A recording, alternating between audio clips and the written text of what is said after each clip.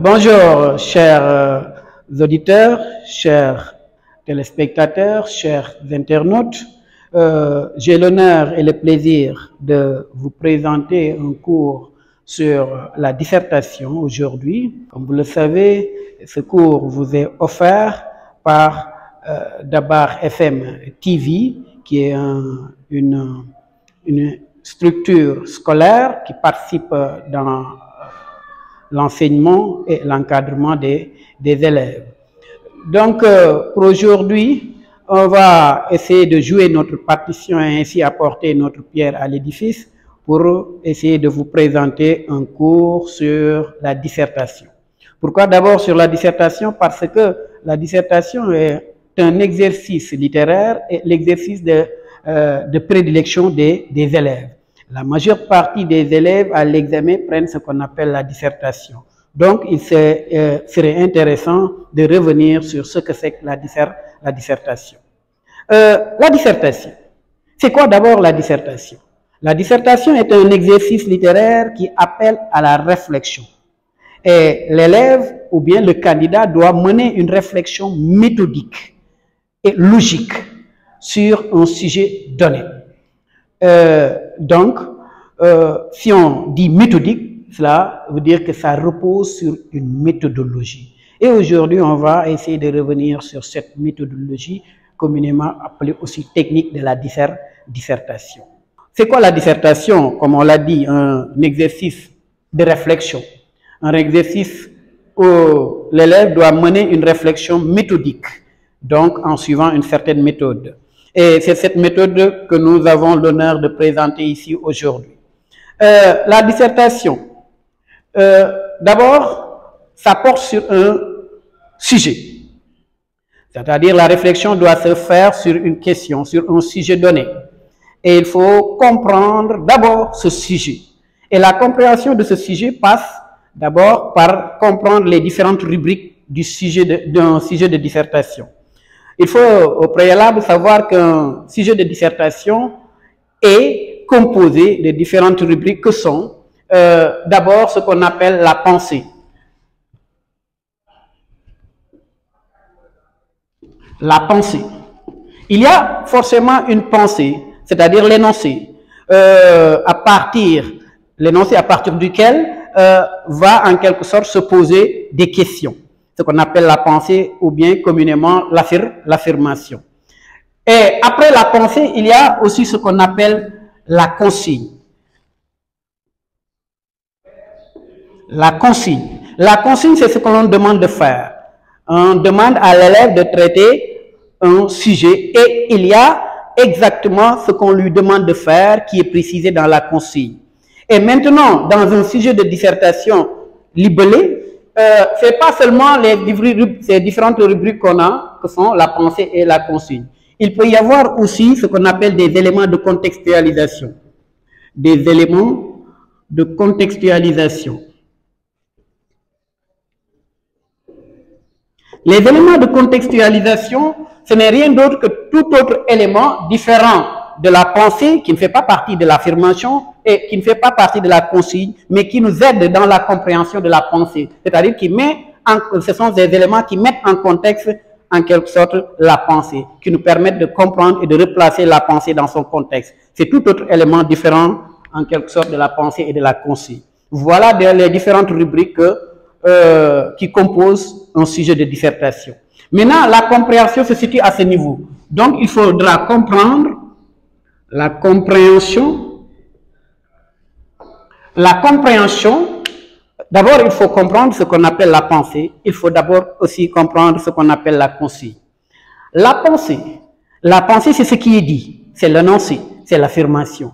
Il faut que l'élève puisse comprendre exactement ce qui est dit dans cette affirmation. Et pour comprendre ceci, on a l'habitude de dire aux élèves de souligner les mots-clés. De souligner les mots-clés et d'essayer de les comprendre et de les expliquer dans leur contexte. Voilà, de les expliquer ces mots, les expliquer dans leur contexte. dans le contexte. Donc, l'élève va essayer de repérer les mots-clés, de les expliquer dans le contexte où ils sont, et en dernier lieu, c'est cette explication qui va lui permettre de montrer qu'il a compris l'affirmation. Et pour montrer qu'il a compris l'affirmation, il va reprendre l'affirmation sous une forme reformulée. Il va faire ce qu'on appelle la reformulation. La reformulation de l'énoncé, de la pensée ou bien de l'affirmation. C'est une manière de s'approprier de l'affirmation. Donc, ça ne sera plus en quelque sorte une pensée d'un auteur, mais ça sera sa propre affaire. Donc, il s'en est approprié avec ses propres mots. C'est ce qu'on appelle la reformulation. Et ainsi, à part de la reformulation, on saura que l'élève a bien compris le sujet. C'est ce qui confirme la compréhension du sujet. Et maintenant, il y a à comprendre aussi ce qu'on appelle la consigne. La consigne est à comprendre, mais pour aujourd'hui, on va sauter cette petite étape parce que aujourd'hui, vu que les élèves au bac, actuellement, il y a ce qu'on appelle la consigne améliorée. Et la consigne améliorée, c'est une consigne où on vous dicte les différentes parties à développer. Donc, il y aura lieu de sauter cette étape où on peut en quelque sorte voir les différents plans à adopter. Mais pour aujourd'hui, puisque on a des consignes améliorées, cela veut dire améliorer. La consigne améliorée dicte le plan. Il dicte le plan. Dicte le plan à adopter. Donc, on n'aura pas à s'attarder là-dessus. C'est pour cela qu'on va sauter cette étape-là. Maintenant, les éléments de contextualisation, il n'y a rien à expliquer. Ce sont des éléments qui nous permettent de mieux comprendre l'affirmation. Voilà d'une manière ramassée, en quelque sorte, comment on peut procéder pour comprendre le sujet. Le sujet ainsi. Voilà, donc ici c'est le sujet qui comprend une pensée, une consigne et des éléments de contextualisation. La pensée, pour la comprendre, il faut passer par les mots-clés, les expliquer et ainsi reformuler la pensée. La consigne, il faut ici comprendre que c'est une consigne améliorée qui nous dicte le plan avec ses différentes parties. Si tel n'est pas le cas, on verra plus tard ce qu'on appelle les types de plans pour comprendre comment procéder pour bien traiter le sujet avec la consigne donnée. Maintenant, si le sujet est bien compris, ce qui reste à faire, c'est de rédiger le devoir. Et pour rédiger le devoir, l'élève va se conformer à ce qu'on appelle la méthodologie, une technique, la technique de la dissertation. Et dans la technique de la dissertation, il faut savoir que d'abord, la dissertation se fait en 3 parties. L'introduction, le développement et la conclusion. On va rapidement essayer de voir comment procéder pour, en quelque sorte, rédiger la dissertation. Dans la rédaction du devoir, l'élève aura à faire une introduction, un développement et une conclusion. Pour l'introduction, l'introduction se fait en 3 étapes. En 3 étapes, d'une manière générale. Il y en a d'aucuns qui en font 4 parties. On va expliquer pourquoi peut-être. C'est la même chose, c'est tout juste là l'approche qui est différente. Voilà, donc pour rédiger le devoir, l'élève aura à faire 3 parties, que sont l'introduction, le développement et la conclusion. L'introduction.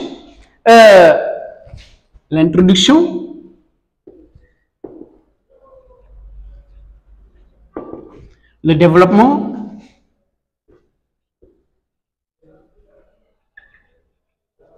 et la conclusion.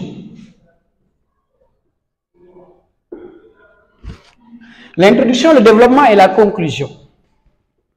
D'abord, l'introduction.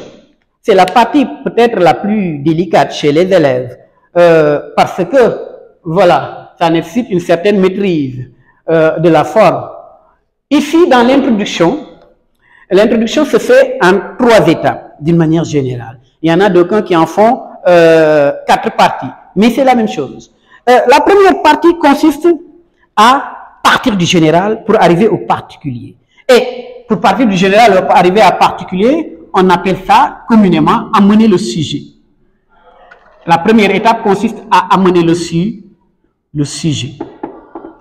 L'élève doit amener le sujet. Pour amener le sujet, il va partir du général,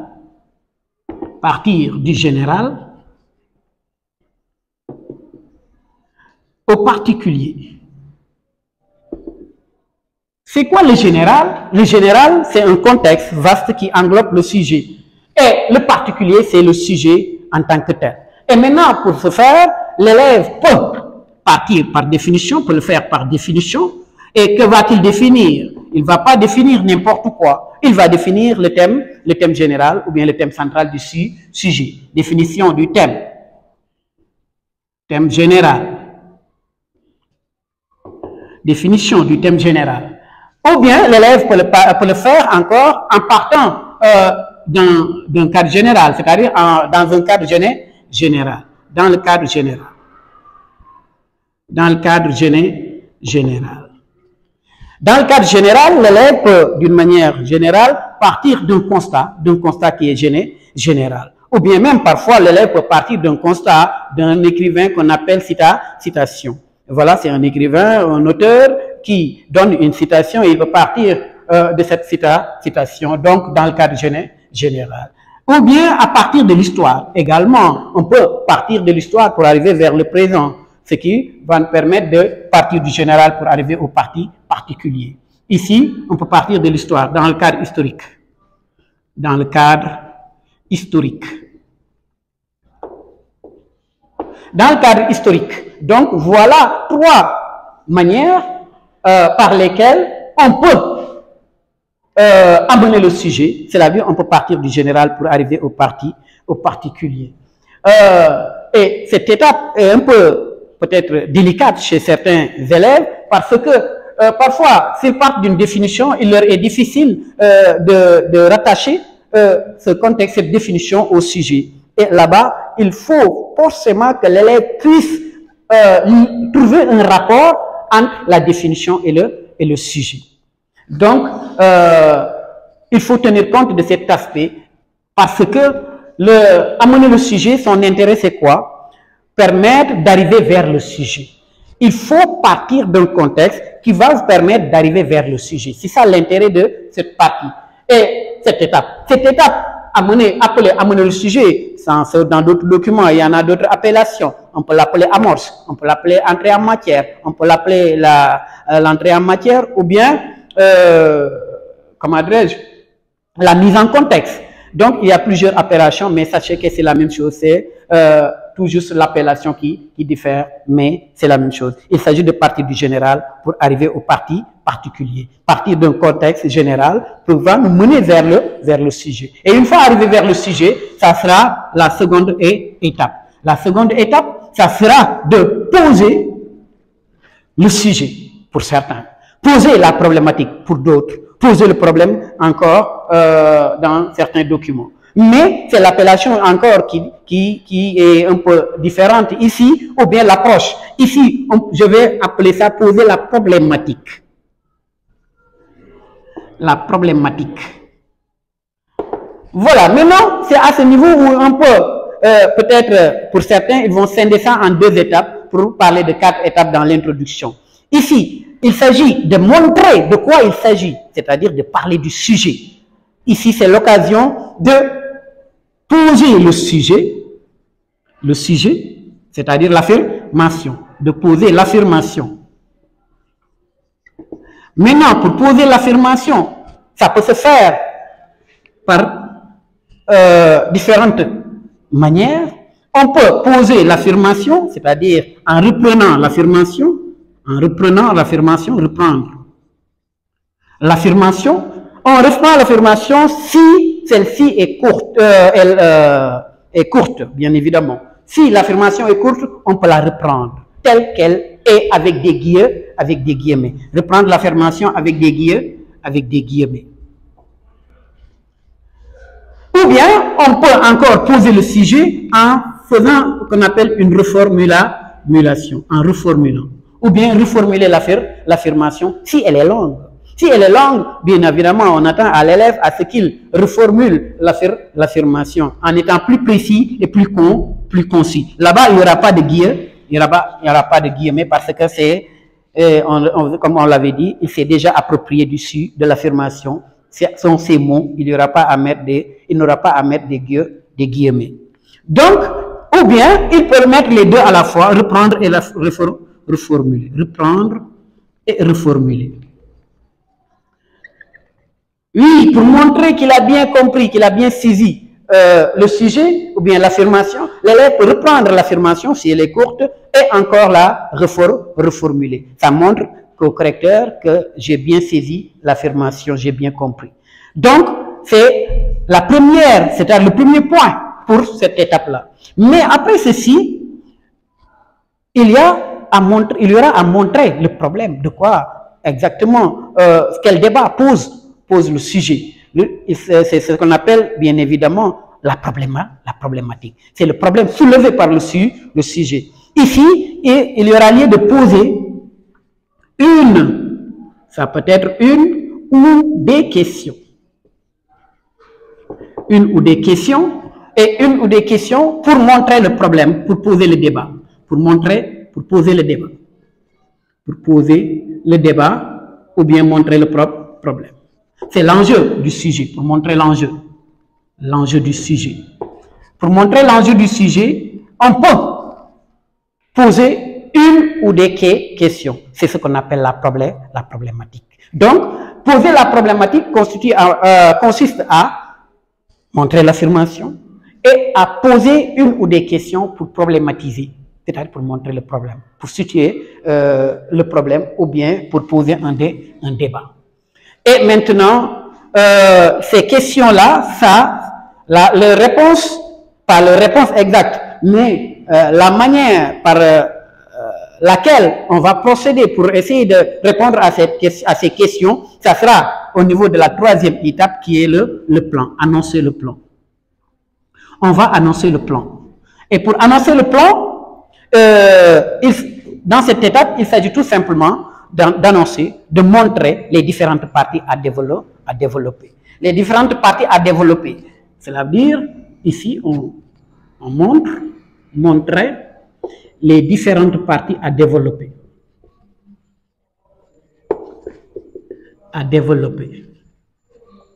Hop là. Ici, il s'agit de montrer les différentes parties à développer. Voilà, ça peut être deux ou trois parties à annoncer, 2 ou 3 parties. Donc, dans le plan, toujours, il y aura soit 2 ou 3 parties annoncées. Voilà en quelque sorte l'introduction. J'ai l'habitude de dire à mes élèves que la dissertation, c'est pas un exercice qui est en quelque sorte diable, entre guillemets, c'est quelque chose que vous faites chaque jour. C'est un exercice littéraire, certes, mais même dans la vie quotidienne, lorsque vous avez dans vos discussions, vous faites ce qu'on appelle quelque chose qui est proche de la dissertation. Parfois, pour aborder un sujet, vous avez besoin d'aménager le terrain pour amener le sujet. Ce qu'on appelle préparer le terrain. C'est amener ce qu'on appelle ici amener le sujet, et après poser le sujet, poser le problème. Hein? Donc, et après avoir posé le problème, vous dégagez en quelque sorte les canevas pour aborder votre discussion, ce qu'on appelle évidemment ici le plan. Donc voilà en quelque sorte l'introduction avec ces différentes étapes. Voilà, donc pour le développement qui est la deuxième partie de la dissertation. Le développement, il faut savoir qu'on ne développe que ce qui a été annoncé. On ne peut pas développer une partie qui n'a pas été annoncée. On ne doit pas non plus ne pas développer une partie qui a été déjà annoncée. Donc, il faut savoir qu'on développe les parties annoncées. On développe les parties annoncées. Et pour développer les parties annoncées,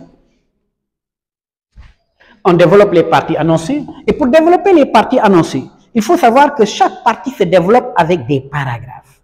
Les parties sont développées avec des paragraphes.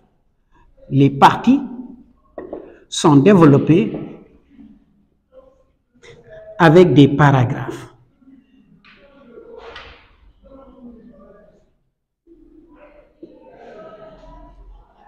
Les parties sont développées avec des paragraphes. Maintenant, c'est quoi un paragraphe et comment développer un paragraphe? Les paragraphes, il faut savoir d'abord que la dissertation est un texte argumentatif. Et donc, les paragraphes qui vont être développés vont être des paragraphes argumentatifs. Et comment s'articule un paragraphe argumentatif? Un paragraphe argumentatif, donc, le paragraphe est constitué, le paragraphe est constitué. Le paragraphe argumentatif est constitué d'une idée qu'on appelle communément l'idée directrice et d'arguments pour justifier ou bien pour expliquer l'idée. Et encore des exemples et ou citations pour illustrer. Donc, le paragraphe est constitué d'une idée, une seule idée en quelque sorte, d'une idée expliquer et justifier, expliquer et justifier, expliquer et justifier. Cette idée est expliquée et justifiée avec des arguments. Avec des arguments. Je vais souligner les différentes composantes. Avec des arguments. Et ces arguments vont être illustrés. Lesquels arguments?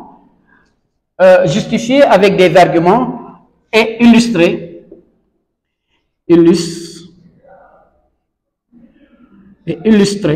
Ces arguments sont illustrés et illustrés par des exemples ou citations. Des exemples ou citations. Pourquoi on dit et ou citation? Dans le paragraphe, on émet d'abord l'idée directrice. L'idée directrice qui va nous permettre de soutenir l'idée de la partie. C'est une idée qui justifie l'idée de la partie. Mais au niveau du paragraphe, c'est ce qu'on appelle l'idée directrice. Ça sera expliqué, ça sera justifié avec des arguments. Et ces arguments vont être illustrés par des exemples et ou citations. Les exemples et les citations, ce sont des illustrations. L'exemple, je vais d'abord commencer par une idée. C'est quoi une idée? Une idée, c'est une prise de position par rapport à une idée qui était déjà là, qu'on appelle une thèse. La thèse de la partie, et maintenant, l'idée, ça sera ici, l'idée directrice, ça sera en quelque sorte un argument qui justifie l'idée de la partie. Mais au niveau du paragraphe, c'est par échelle. Au niveau de la partie, c'est un argument. Au niveau du paragraphe, c'est une idée. Et l'idée directrice du paragraphe. Cette idée directrice va être encore justifiée et expliquée avec des arguments. Les arguments, ce sont des justifications et des explications, tout simplement. Il faut comprendre par argument une justification ou bien une explication. Les illustrations, c'est quoi les illustrations? Ce sont des exemples ou citations. C'est quoi un exemple? Un exemple, c'est une preuve concrète. L'idée, elle est abstraite. Donc, pour concrétiser ce qu'on a dit, on va donner des cas pratiques. Des cas pratiques, ce sont des preuves concrètes. C'est ce qu'on appelle exemple. Ici, c'est quoi citation? C'est la citation. Les citations également, ce sont des illustrations. Mais c'est quoi une citation? Une citation, ce sont les propos d'un auteur. Des propos d'un auteur qu'on emprunte pour exactement donner du crédit à ce que l'on a avancé. Donc, c'est une façon d'illustrer ce qu'on a dit comme argument. On peut s'appuyer sur l'autorité d'un auteur pour justifier nos propos. C'est une forme d'illustration, c'est ce qu'on appelle une citation. Donc, c'est le fait de citer un auteur pour, en quelque sorte, s'appuyer sur son autorité pour se donner du crédit. Voilà donc comment est constitué un paragraphe argumentatif, un paragraphe dans une dissertation. Et il faut savoir que dans une dissertation, tout doit être lié avec une certaine cohérence, avec une certaine cohésion. Et pour ceci, on a besoin d'utiliser des connecteurs logiques. Des connecteurs logiques pour lire les paragraphes. Parce que ici, bon, on développe les parties annoncées, ça doit être 2 ou 3. 2 ou 3. Ici, dans la partie, les parties sont développées avec des paragraphes. On peut avoir 2 à 3 paragraphes dans chaque partie. Et maintenant, ces 2 ou 3 paragraphes doivent être liés. doivent être liés avec une certaine logique. Et cette logique et cette liaison est assurée par ce qu'on appelle les connecteurs logiques. Les paragraphes doivent être liés, sont liés avec des connecteurs logiques. Des connecteurs logiques. Les connecteurs logiques, le rôle, c'est tout juste de connecter les différentes idées et selon la logique qu'elles entretiennent. Donc, il s'agit de lier les idées, parce qu'elles doivent être liées, et en même temps, en les liant, on tient compte de la logique qui existe entre les idées. Voilà. Donc, les connecteurs logiques sont importants pour lier les différents paragraphes. Et après avoir construit une partie avec ces paragraphes, on a besoin de faire une conclusion partielle, c'est-à-dire de rappeler l'idée qui a été développée dans la partie. On fait un bref rappel de l'idée qui a été développée dans la partie. Donc, on fait une conclusion partielle.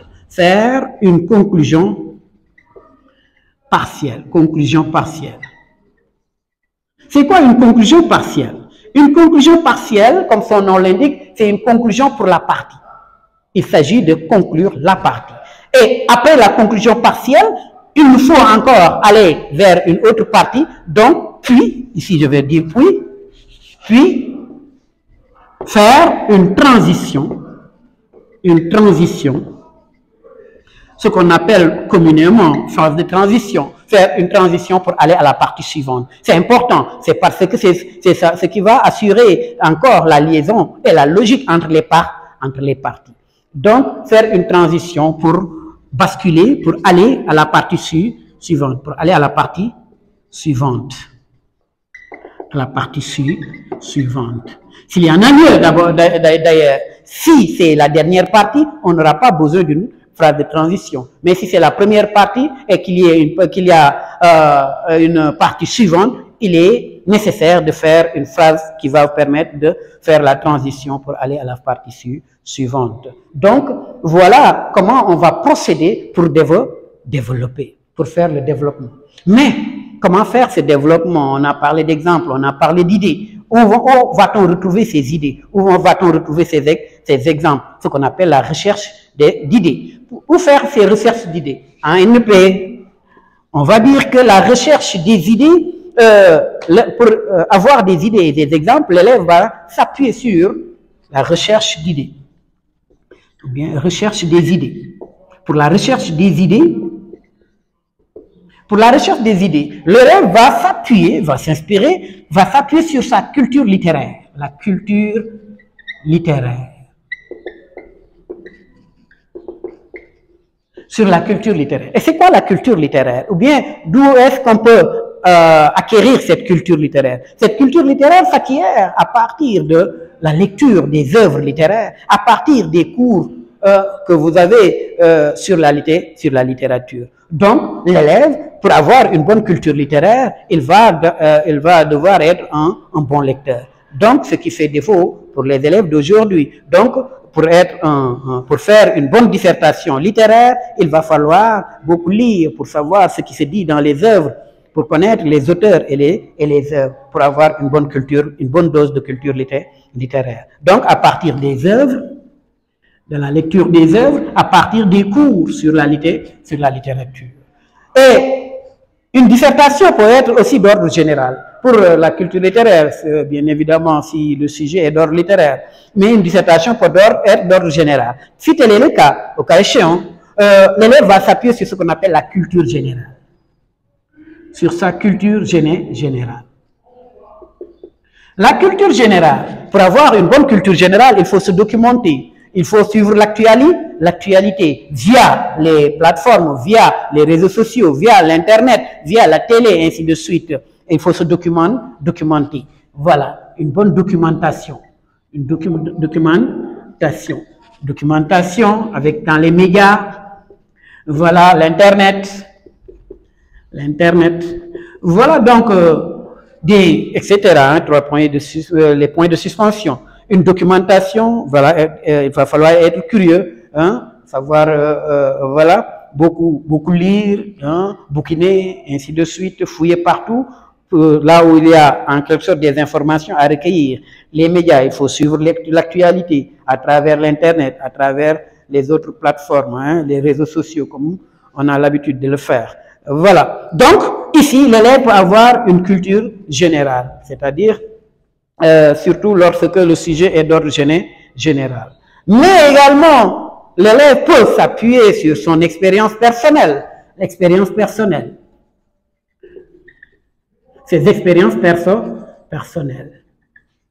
Oui, les expériences personnelles, on peut à partir des expériences personnelles avoir des idées ou bien des exemples sur le vécu, votre vécu, ce que vous avez vécu, hein, votre vécu, les anecdotes, ainsi de suite. Vous pouvez les citer, les faits divers, hein, lorsque surtout le sujet est d'ordre général, vous pouvez vous appuyer sur les expériences, sur votre expérience personnelle, ainsi de suite. Voilà pour la recherche des idées. Donc, on peut s'appuyer sur la culture littéraire, sur la culture générale et sur les expériences personnelles. Voilà en quelque sorte comment l'élève peut procéder pour faire son développement bien structuré. Si on dit développement bien structuré, cela veut dire que ça doit être bien organisé, partie par partie. Dans chaque partie des paragraphes. Et dans le paragraphe, une idée, des arguments et des exemples. Des exemples qui doivent avoir un rapport avec les arguments avancés. D'habitude, les élèves prennent un exemple par là et balancent, du coup, parfois, pour ne pas avoir un rapport. Il doit y avoir une conformité entre l'exemple qui est donné et l'argument avancé. Voilà donc comment procéder pour faire le développement. La conclusion, c'est la dernière partie. La conclusion se fait en 2 ou 3 étapes. Si on dit en 2 ou 3 étapes, cela veut dire qu'il y a une étape qui est facultative, qui est la dernière. La dernière étape n'est pas obligatoire. C'est à l'élève de voir. S'il a les capacités, il peut faire la 3e partie. S'il n'en a pas, il peut s'arrêter sur les 2 premières parties. Et c'est quoi la première partie? Dans la première partie, ou bien étape, dans la première étape de la conclusion, il s'agit de faire un bilan. C'est quoi un bilan? Après avoir développé, on a beaucoup développé avec plusieurs parties, il s'agira ici de récapituler, de faire un rappel sur les parties développées, les différentes parties développées. Donc le bilan, il s'agit de faire un rappel. Un rappel sur ce qui a été développé. Et pour faire un rappel, n'oubliez pas qu'on avait, pour chaque partie, fait un rappel. Et pour chaque partie, on avait ce qu'on appelle une conclusion partielle. Ce qui fait que, pour faire ce rappel, il est simple, il s'agira de faire ce qu'on appelle la somme des conclusions partielles. Des conclusions partielles. La somme des conclusions partielles, cela veut dire pour chaque partie, on avait fait une conclusion. Et si on reprend en quelque sorte ces différentes conclusions partielles, on aura fait le rappel général, le bilan général du développement.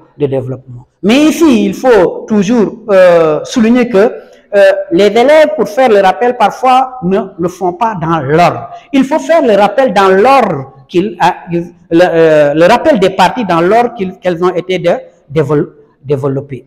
La première partie d'abord, la deuxième partie, et ensuite, s'il y en a lieu, la troisième partie. En les liant selon la logique qui les lie dans le développement. S'il y avait un mais, il faut lier les parties par ce mais ou bien par un connecteur de même sens. Donc, cela veut dire s'il y a opposition, il faut les lier d'une manière opposée. Donc, on fait le rappel des parties développées. Rappel des parties développées, c'est ce qui veut dire la somme des conclusions partielles. C'est un rappel des parties développées. C'est ce qu'on appelle la première étape.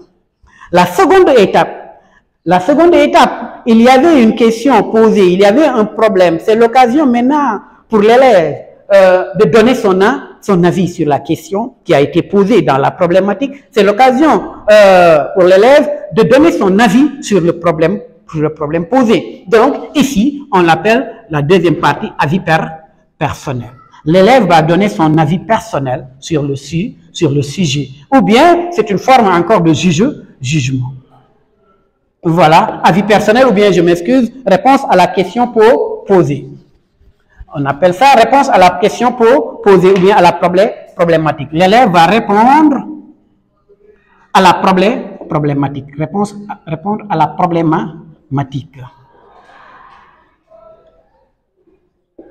L'élève va répondre à la problématique. C'est-à-dire qu'il va donner son avis sur la question qui a été posée dans la problématique.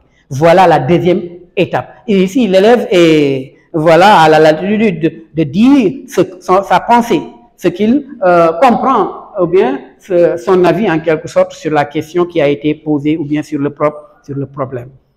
Voilà. L'essentiel est que ça soit correct dans sa façon de s'exprimer dans l'expression.